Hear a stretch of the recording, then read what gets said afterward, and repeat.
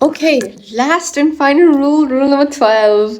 So, what rule number 12 is saying is be grateful in spite of your sufferings. The ngaji coach and the kage mige but mo like nobody wants pain, nobody wants to suffer, nobody wants to, do hard work when things can be achieved easily. No one wants to be in physical or mental pain, but that is understandable. But Jordan Peterson is saying that even if you're suffering, be grateful in spite of it. So he's saying that just because you're gratitude express pay, gratitude, grateful feel better, that doesn't mean that you have to pretend that everything is well and good. So remember, he's saying that just because life at least I'm so no star be grateful feel better. My life perfect. I'm having the best life. Pretend me. He's saying that recognizing that even in suffering, that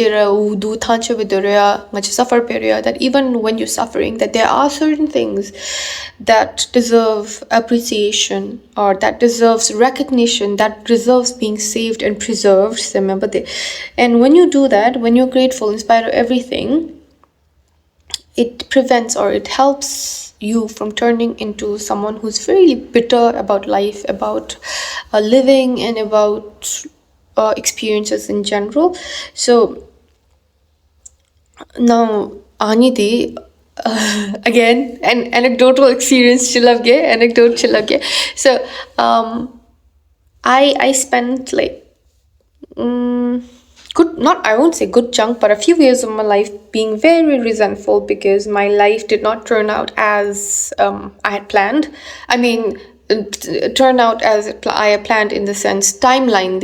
Eventually things did work out, but timeline. I was gonna class 12. Then I was gonna do this. And after that, I was gonna do that. And you no stand with it, but I don't control the world. I don't control what happens. And I don't even control what other people do to me or what other people do in their own lives that eventually affect my surrounding. So yeah, so I was very bitter. So I spent like maybe 3-4 years of my life thinking, like complaining.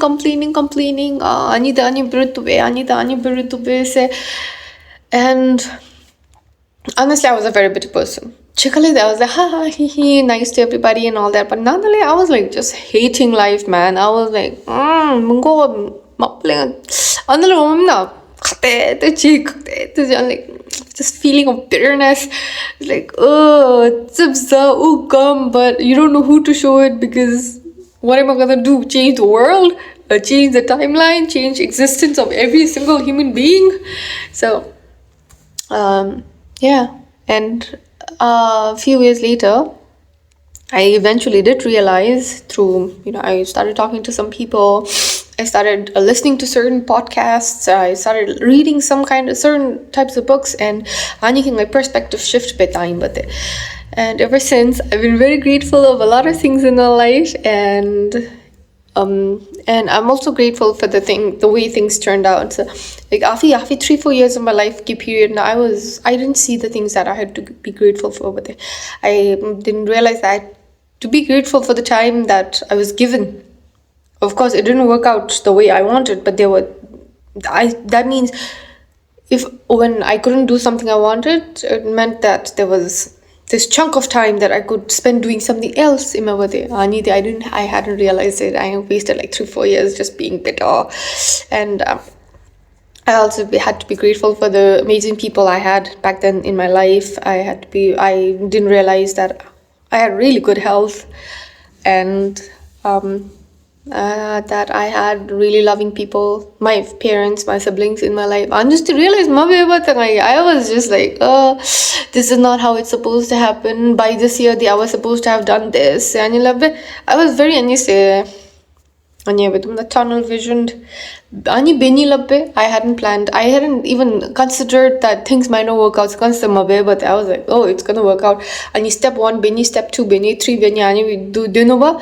So back then I was very very bitter, and it took a lot. Eventually, first I think like but eventually by the time I realized it had taken a lot of toll on my mental and physical health. So by the end of that third, fourth year, the healthier minute to be grateful for. So I had lost. Anyway, I'm back now. I am in good health again. I have, you know, uh, getting too personal. So anyway, coming back, he's saying that be grateful in spite of his sufferings. Say that things might not be how you thought it would be or how you expected it to be, but despite that, try to look for something that you can be grateful for. Try to look for something that is actually a blessing. He's saying that gratitude opens up your heart to possibilities, to life, and to love. When the world gives you all the reasons for it to close down, again, I would recommend Elisha Kogi, The Happiest Man on Earth, and Viktor Frankl, Man's Search for Meaning. Those are two really good books if you want to read about showing feeling or recognizing or feeling appreciated, recognizing gratitude in spite of all the suffering that you're going through. I'm really sorry for the tangent with my personal anecdote, but those are the 12 rules of life, and I'm just happy that I was able to finish doing this video, because I don't know, busy I have been very busy, but at the same time not busy. I don't know how to explain it, but I haven't been able to get the time to record. I'm finally done with the recording. I'm reading another book. Yeah, I thought this book was about a totally different thing, but I don't know, that to read, baby. I'm 1/3 of the way. It looks like a romantic novel, so let's see how it is. The next video I'll be coming back would be with that book review. Bye.